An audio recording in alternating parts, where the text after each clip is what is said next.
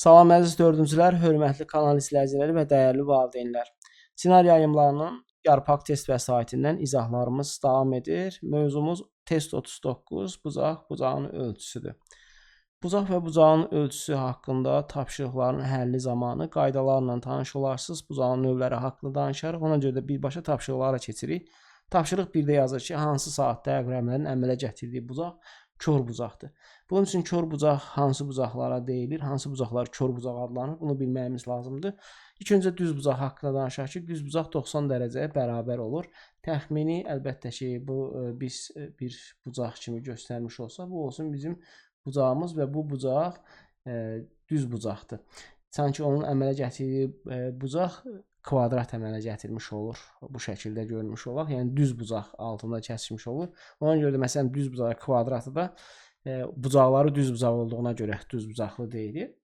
Daha sonra düz bucaqdan kiçik olan bucaqlar iti bucaqdır. Düz bucaqdan kiçikdirsə, yəni biraz daha ucu iti kimi olmuş olur. Çünki adına görə göstərmiş olur. Bu olur nə?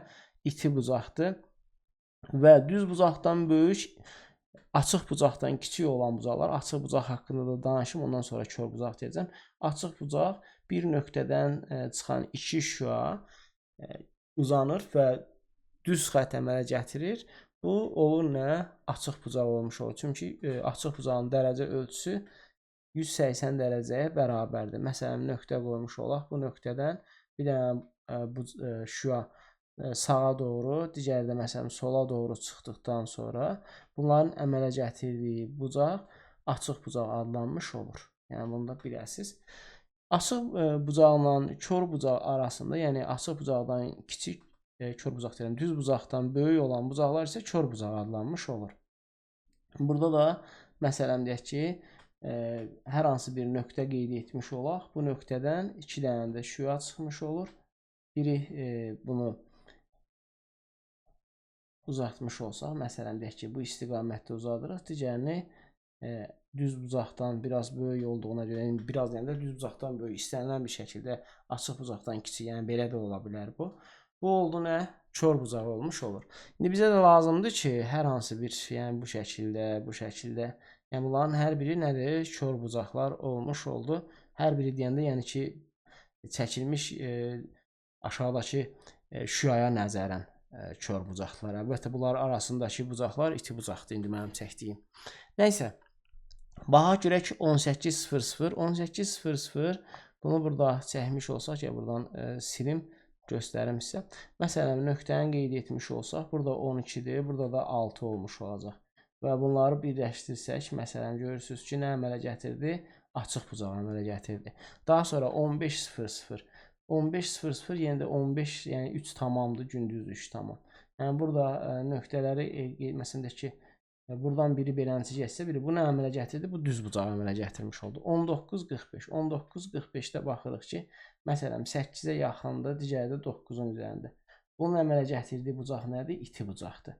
Kör bucaq deməli nədir belə? 6. Daha sonra 16:45-ə baxırıq. 16:45 ilə bu saat üzərində qeyd etmiş olaq. Burada nöqtəni qeyd elədik. Biri 5-ə yaxınlaşmış olur. 5-ə qalıb 15 dəqiqə. Bu oldu nə? Əlbəttə ki, bu olacaq kör bucaq əmələ gətirmiş oldu. Doğru cavabımız D variantında verilmişdir. Keçirik ikinci tapşırığa görə 2-də nə yazır? Yazır ki, şəkildəki bucaqların növünü və sayını müəyyənləşdirin. Baxırıq ki, birinci gələk iti bucaqdan başlamış olaq. İti bucaq hansı bucaqlardır? Bu iti bucaqdır, burası iti bucaqdır, bu da iti bucaqdır. Bu da iti bucaq olmuş oldu. Neçə dənə oldu? 4 dənə iti bucaq var. İti bucaq oldu nə? 4. Burada qeyd edək ki, az öncə, daha sonra birazdan variantlara baxmış olaraq. Daha sonra ikincisi düz bucaq. Burada məsələn düz bucaq işarəsi, düz bucaqlara baxırıq. 1 düz bucaq var, 2 düz bucaq var, 3 düz bucaq var. Deməli, düz bucaqlar da nə oldu? 3 olmuş oldu. Növbəti baxırıq ki, kör bucaq bizdən istəyir. Kör bucaqlar hansıdır? Məsələn, bunları birləşdirsək və bu bucaq olacaq nə? Kör bucaq. Bir burada var. Kör bucaq daha. Bu ikisini birləşdirsək, bu olacaq bir dənə də kör bucaq. Bir dənə də burada var. Bu tərəfdən də birləşdirsək, Deməli 3 dənə, bir dənə də bu 4 dənə. Deməli kör bucaqda 4 olmuş oldu. İndi variantlara baxaq ki, 4 3 4 4 3 4 B variantında verilmişdir. Deməli doğru cavab B variantı olmuş olacaq. 3-ə baxırıq. Yazıcı Kamran açıq bucaq çəkib onu HFP kimi işarə etdi. Yəni bu bucaq işarəsidir. Biz bucağı adlandırarkən bu haqda danışım siz üçün ilk öncə bucaq işarəsini çəkmiş oluruq. Bu bucaq işarəsi olur. Daha sonra burada ortaq nöqtə, yəni ortaq o şüaların çıxdığı nöqtə ortada yazılmış olur. Digərləri isə, digər şüaların üzərində olan hərflər isə sağında, solunda fərqi yoxdur. Məsələn, biz P, F, H kimi və ya da H, F, P kimi oxuya bilərik bunu. Məsələn, mən bu bucağı iki şəkildə yaza bilərəm. Necə yaza bilərəm? P, B yazdım ki. P, sonra F, H kimi və yaxud da belə də yaza bilərəm. Bucaq H, F, P kimi. Hər iki halda, yəni bu görürsünüz ki, ortaq nöqtə ortada qalmış olur. Amma sağdan sola, soldan sağa oxuya bilərik bunu. Bizə deyir ki, nə çəkib? Açıq bucaq çəkib. Burada açıq bucaq, 2 dənə açıq bucaq var. Bizə verilən açıq bucaq H, F, P, yəni F ortada olmalıdır. Burada H, P, F var. Deməli, bu D variantı getdi aradan. Doğru cavabımız olacaq nə? B variantı olmuş olur. Davam edək. Növbəti tapşırıq 4-dən 4-də görək nə yazır. Yazır şəkildəki açıq bucaq hansıdır? Açıq bucaq şəkildəki açıq bucağı istəyir. Bu da oldu nə? A, O, D. A, O, D hansı bucaqda var? B variantında verilmişdir. D, O, A kimi də oxuya bilərik. Amma A, O, D əsasən də hərf ardıcılıqla oxumuş oluruq. 5-ə baxırıq. Yazır ki, verilən məlumata əsasən bucaqların ölçüsü hansı variantda doğru verilmişdir? A, O, B iti bucaqdır. K, L, M kör bucaqdır. D, E, F açıq bucaqdır. A, O, B iti bucaqdırsa 90 dərəcədən kiçik olacaq. 23 bu doğru oldu. K, L, M kör bucaqdır. Bu da doğru olmuş oldu. D, F açıq bucaqdır. Bu yanlış oldu. Buradan keçirik digərinə. A, O, B 92 bu kör bucaqdır. Bu da yanlış olduğuna görə çünki A, O, B nə olmalıdır? İti bucaq olmalıdır. Baxırıq burada bu iti bucaqdır, doğrudur. Bu kör bucaqdır, doğrudur. 360 dərəcə tam bucaqdır. Bu doğru deyil. Burada da getdi. Deməli 3 dənə variant deyilsə 4-cü 100%-dir. Baxaq burada iti bucaqdır, düzdür. Kör bucaqdır, düzdür. 180 dərəcədə nə oldu? Açıq bucaq. Doğru cavabımız D variantı olacaq. 6-ya baxırıq. Yazır ki, dairə bərabər hissələrə bölünmüşdür. BOC bucağının ölçüsünü tapın. BOC. Deməli, bu oldu BOC. Biz bilirik ki, tam bucaq 360 dərəcədir. Bunu neçə bərabər hissəyə bölürlər? 1, 2, 3, 4, 5, 6, 7, 8. Deməli, 360-ı nə edirik? 360-ı bölmüş olaraq 8-ə. Neçə düşmüş olur? Müəllim 45 düşür. Burada da baxın ki, hər aralıq 45 dərəcədir. Bura 45 dərəcə. Bu da nə olacaq? Bu da 45 dərəcə olmuş oldu. Bizdən də BOC-nin əlbəttə ki, ölçüsünü istəyir. Bunları toplayanda neçə edir? 90 dərəcə etmiş olacaq. Deməli, doğru cavabımız B variantında verilmişdir. Bildiyim ki, dərəcə ölçüsünü, məsələn, bucaq yazmışıq burada. Bucaq BOC bərabərdir 90 dərəcə, düzdürmü? Yazılır ki, bərabərdir. Dərəcə ölçüsü deyiləcək şəkil, xırda deyiləcək, yəni dairə kimi olmuş olur.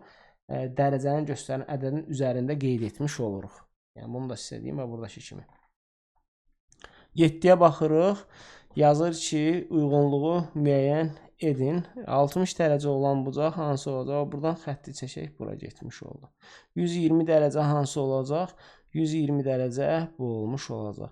150 dərəcə əlbəttə ki, bu da bu olar. Hansı variantda var? Baxırıq ki, D variantında verilmişdir. Daha sonra 8-ə baxırıq. Yazır ki, 90 tam dövrün hansı hissəsini əhatə edir. Tam dövr neçədir? 360-dır. Hansı hissəsini edəcək? 360-dır, 90. Bu da bərabərdir 4də 1 hissəsini etmiş olur ki, doğru cavab C variantında verilmişdir. Yəni 360-da 90, hər ikisini 90-a bölmüş olsaq, bu da 4də 1-i etmiş olacaq. 9-a baxırıq. Yazır Tural, Səiz, Selcan və Elnara keksi 8 bərabər hissəyə böldülər. Elnara keksin 8də 1 hissəsini, Səid 6da 1 hissəsini, Selcan 50 dərəcə bucaq bucağa, Tural isə 70 dərəcə bucağa uyğun hissəsini yedi. Kim daha az keks yedi? Deməli biz bilirik ki, keksi tam bucaqdır. Bunu nə ediblər? 8 bərabər hissəyə bölüblər. Haradakı kimi bölünmüşdü o şəkildə. Böldük, əlbəttə burada. 6-da 1 hissəsini yemiş oldu. 360 olacaq ki, bunu buradan silim. Dərəcə ilə buradan tapmış olaq ki, ümumi yəni 360 dərəcədə tam bucaqdır. Bunun da ki, 6-da 1 hissəsi 360-ı nə edirik? Bölürük, 6-ya vururuq 1-ə. Bu da eləyəcək 60 dərəcə. Daha sonra, doğrudan Səidi Elnarəni demədik. Bu Səid oldu. Səid. Daha sonra Elnarəni daha öncə deməli 8-də 1 360-ı nə edirik? Bölürük 8-ə, vururuq 1-ə. Bu da eləyəcək 45 dərəcə etmiş oldu. Bu oldu Elnarə. Elnarə. Selcanı bilirik ki 50 dərəcədir və Turalda 75 dərəcə. 75-də bu Elcan. Selcan deyirəm. Selcan. Bu da Tural. Bizdən nə soruşur? Kim daha az keks yedi? Kim Elnarə ən az yemiş oldu ki, doğru cavab D variantı. Ona baxırıq ki, şəkildəki ən böyük bucağın növünü müəyyən edin. Ən böyük bucaq əlbəttə ki, açıq bucaqdır. Bu da B variantında verilmişdir. Onda növünü istəyir, yəni açıq bucaqdır. Adı AOD olacaqdır. Ad deyəndə adını deyirik. Növün deyəndə, yəni biz bilirik ki, iti, düz, kör, açıq və tam bucaqlar. Bunlar da əlbəttə ki, növüdür. 11-ə baxırıq ki, doğru fikir hansıdır? Açıq bucaq düz bucaqdan kiçikdir. Açıq bucaq düz bucağın 2 qatına bərabərdir. Yəni böyükdür onda. Bu doğru fikir deyil. İti bucaq kör bucaqdan böyükdür. İti bucaq kör bucaqdan kiçikdir. Bu da doğru deyil. Açıq bucaq 360 dərəcəyə bərabərdir. Açıq bucaq 180 dərəcədir. Bu da doğru deyil. Kör bucaq 90 dərəcədən böyükdür. Bu doğrudur. Doğru cavab D variantı olmuş olur. 12-də yazır ki, hansı variantda düz bucaq təsvir olunmuşdur? Əlbəttə, düz bucaq təsvir olunan bu A variantında verilmişdir. Doğru cavabımız A variantı olacaq. 13-ə baxırıq. Tam dövrün 6-da 1 hissəsi neçə dərəcədir? Yəni 360-ın 6-da 1-i, bu da 60 dərəcə eləyir. A variantı. Yuxarıda da bunu yazmışıq. Burada yazmayaq. 14-də yazır ki, hansı bucaq kör bucaqdır? Hansı bucaq kör bucaqdır? K, O, L olmuş olacaq ki, bu da B variantında verilmişdir.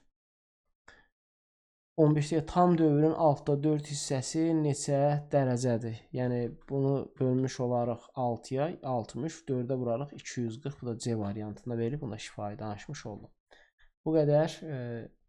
Növbəti video izahda görüşmək ümidi ilə hələlik sağ olun.